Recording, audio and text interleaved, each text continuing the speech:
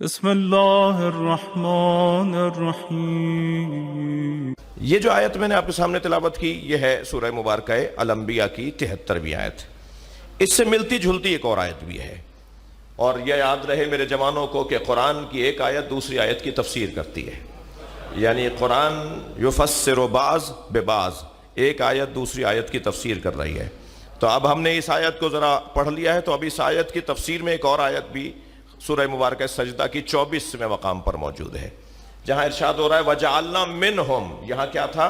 وَجَعَلْنَاهُمْ، یہاں تھا کہ ہم نے انہیں قرار دیا ہے، اور وہاں کیا ہے؟ وَجَعَلْنَا مِنْهُمْ أَئِمَّةً يَهْدُونَ بِأَمْرِنَا، اور ہم نے ان میں سے کچھ کو امام قرار دیا ہے۔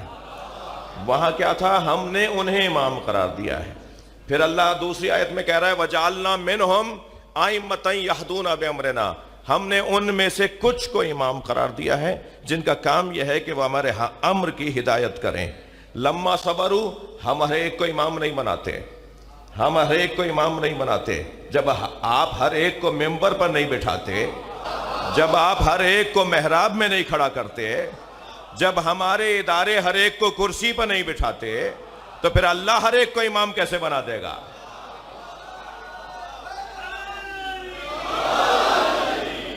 توجہ ہے آپ حضرات کی؟ بات منتقل ہو رہی ہو تو تھوڑا سا بتائیے گا کہ بات میری منتقل ہو رہی ہے۔ وَجَعَلْنَا مِنْهُمْ أَئِمَّةً يَهْدُونَ بِأَمْرِنَا، اور ہم نے ان میں سے کچھ کو امام قرار دیا ہے، ان میں سے کچھ کو امام قرار دیا ہے۔ اس کا مطلب یہ ہے کہ امام زیادہ ہیں؟ نہیں، آپ کی توجہات اور چاہیے۔ اس کا مطلب یہ ہے کہ امام تو 12 ہیں، مگر جن میں سے بنایا ہے وہ زیادہ ہے۔ ہم نے ان میں سے کچھ کو امام قرار دیا ہے۔ قرآن ہے بھائی، یہ سورہ سجدہ ہے، قرآن سے ہی بات ہو رہی ہے، اور ہم نے ان میں سے کچھ کو امام قرار دیا ہے۔ یعنی 12 امام ہے نا، تو پھر جن میں سے بنایا ہے وہ 12 سے زیادہ ہے۔ تو اللہ جن میں سے امام قرار دیتا ہے ان میں سے، اچھا میں اس بچے سے بھی اگر پوچھ لوں گا نا پہلے امام کا نام کیا ہے، یہ فر بتائے گا پہلے امام سے 12 امام تک، پہلے امام سے 12واں امام تک، 12ویں امام تک یہ فر بچہ بتائے گا۔ پہلے امام مولا علی ہیں اور 12ویں امام امام مہدی ہیں۔ سارا مجمع میرا یہ سبق بچپن سے یاد کیے ہوئے ہے۔ تو 12 اماموں میں اللہ نے ان 12 اماموں کو جن میں سے بنایا ہے وہ زیادہ ہیں۔ ایسا ہی ہوا، یہی ہوا نا مطلب؟ جن میں سے اللہ نے امام بنائے ان میں سے ایک کا نام عباس ہے۔ اچھا میری بات ایسے نہیں گئی۔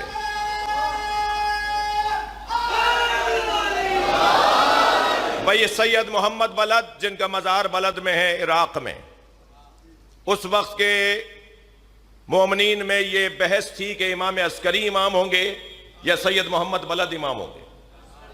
وہ تو جن کے لیے نص آئی ہے، جن کے لیے پہلے والا امام بتائے گا وہی امام ہوگا۔ تو امام عسکری امام ہوئے۔ حضرت اسماعیل اور امام موسیٰ کاظم میں بحث تھی کہ حضرت اسماعیل امام ہوں گے یا امام موسیٰ کاظم امام ہوں گے۔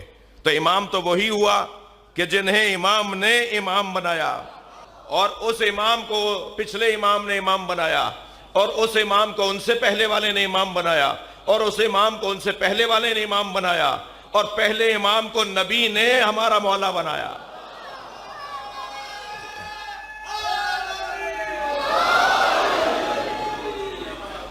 تو ہر ایک نظام کے مطابق امام بن رہا ہے نا، ایک طریقے کے مطابق اللہ نے ہر ایک کو امام قرار دیا ہے۔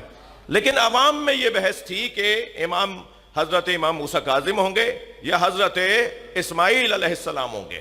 یہ دونوں کے اندر اس مقام، اس کیفیت اور اس اہمیت کے حامل علمی طور پر حضرت اسماعیل، ایسے ہی حضرت زید شہید کا مقام، یہ طے کرنا کہ امام محمد باقر امام ہوں گے یا حضرت زید شہید کے لیے زید ابن علی امام ہوں گے، یہ اس وقت کے لوگوں میں بحث تھی۔ پھر ظاہر امام وہی ہوا جیسے میں نے آپ کے سامنے عرض کیا، مگر یہ ہستیاں زیادہ ہیں جن میں سے اللہ امام بناتا ہے۔ جب جناب زید شہید کو گرفتار کر کے لائے تو جہاد کی وجہ سے دفاع کرتے ہوئے آپ زخمی ہو گئے، ہونٹ کٹا ہوا تھا، خون بہہ رہا تھا، ہاتھوں کو باندھا ہوا تھا، دربار میں انہیں رسیوں میں جکڑ کر کھڑا کیا ہوا تھا۔ وہ شیر جو رسیوں میں جکڑا ہوا تھا اس کا ذہن آزاد تھا. بھائی تھوڑا گردن ہلانا بات جا رہی ہوتا. جس کا بدن اسیر تھا اس کا ذہن آزاد تھا. کہ ایک مرتبہ آواز دے کر ظالم بادشاہ نے کہا کہ کچھ آخری بات کہنا چاہتے ہو تو کہو. مرنے سے پہلے معمولاً جب مارا جا رہا ہوتا ہے تو کہا جاتا ہے آخری کوئی خواہش, آخری کوئی بات. تو حضرت زید شہید کو جب اجازت ملی کوئی آخری بات کہنا چاہتے ہو تو کہو, تو حضرت زید شہید نے مولا علی کے فضائل پڑھنا شروع کیے. تو کسی نے آواز دے کر کہا ہم تم سے کہہ رہے ہیں کہ آخری بات کرو اور تم علی کے فضائل پڑھ رہے ہو.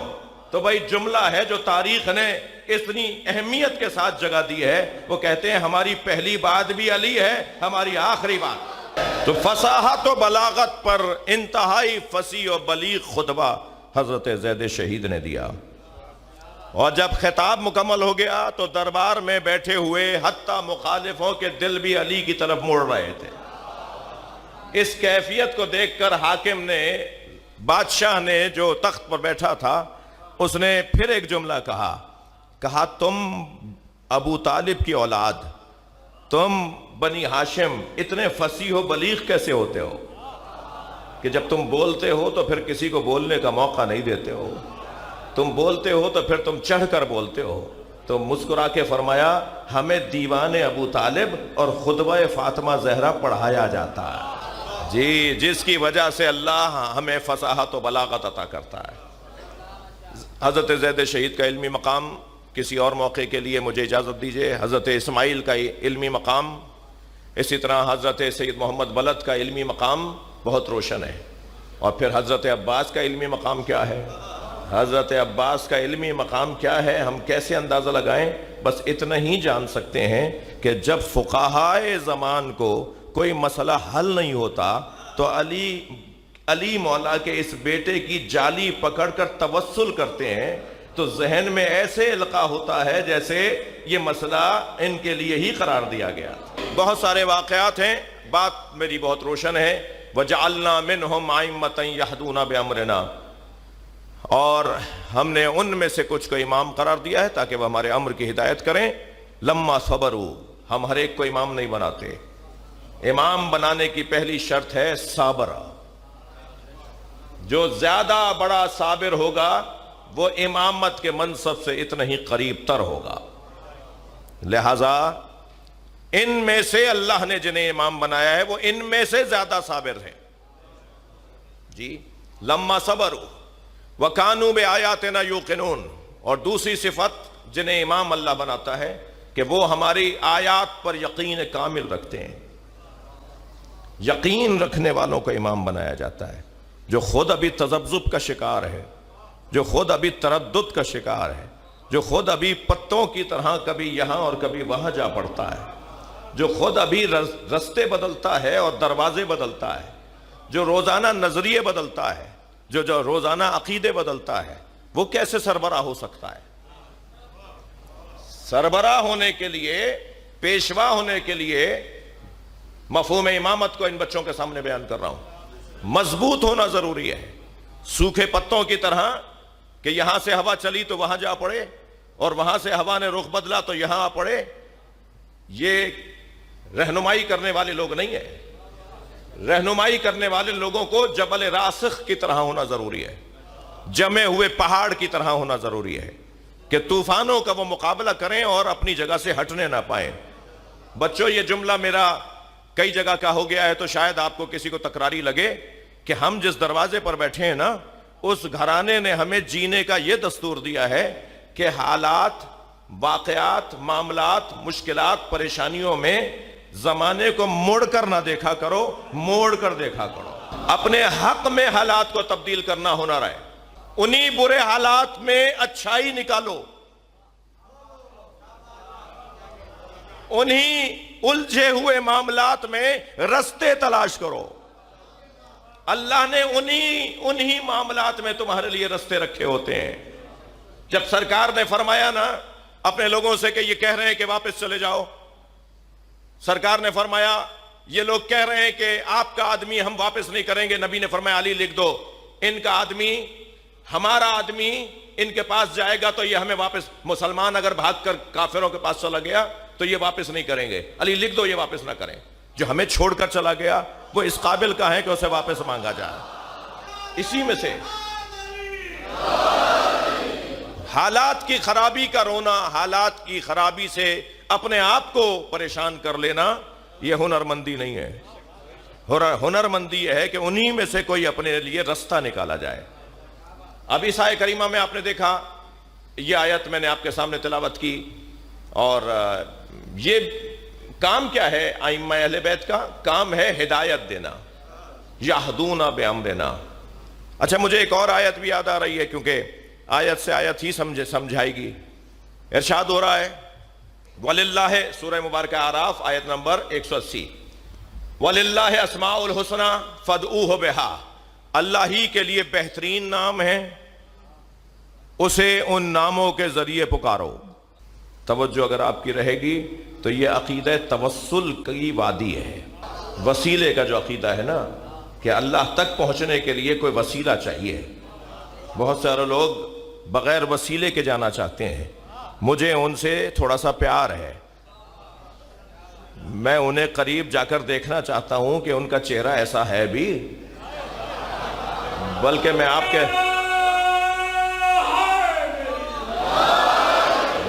آپ کے توسط سے ان سے کہوں گا اپنا چہرہ خود بھی ذرا آئینے میں جا کے دیکھیں۔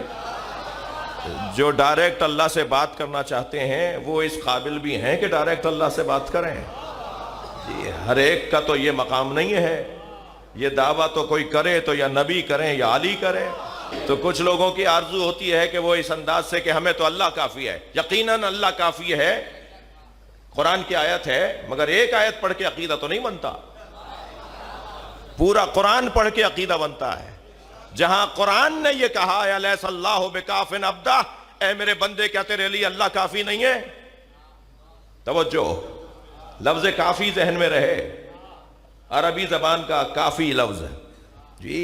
الیس اللہ بکاف عبدہ، اے میرے بندے کیا تیرے لیے اللہ کافی نہیں ہے؟ اسی اللہ نے قرآن میں ہی سورہ رات کے اندر کہا ہے کفا باللہ شہیدن بینی و بینکم ومن عندہ علم الکتاب، میرے اور تمہارے درمیان گواہی کے لیے اللہ کافی ہے اور وہ جس کے پاس پوری کتاب کا علم ہے۔ تو اللہ بھی ہمیں خود تک پہنچنے کے لیے کسی کے دروازے پر لے جانا چاہتا ہے۔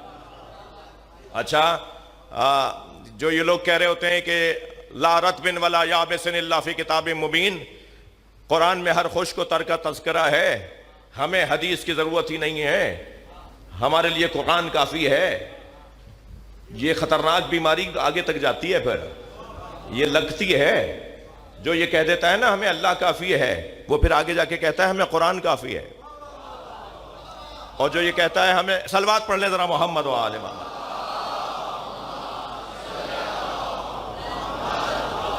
اور جو یہ کہتا ہے کہ ہمیں قرآن کافی ہے، وہ پھر اپنی مدعا کے اوپر دلیل کے طور پر کچھ آیتیں بھی پیش کرتا ہے۔ مثلا وہ کہتا ہے کہ کیا یہ قرآن کی آیت نہیں ہے لا رطب ولا یابس الا فی کتاب مبین، کتاب یعنی قرآن کے اندر کوئی خشک و تر نہیں ہے جس کا ذکر نہ ہو۔ تو جب ہر چیز قرآن کے اندر موجود ہے تو ہمیں قرآن کافی ہے۔ دیکھیں کیسا مغالطہ ہے، کیسا دھوکہ ہے۔ یہ بات تو طے ہے کہ قرآن میں ہر خشک و تر کا ذکر ہے، مگر تم کون ہو جو ہر خشک و تر کو سمجھتے ہو؟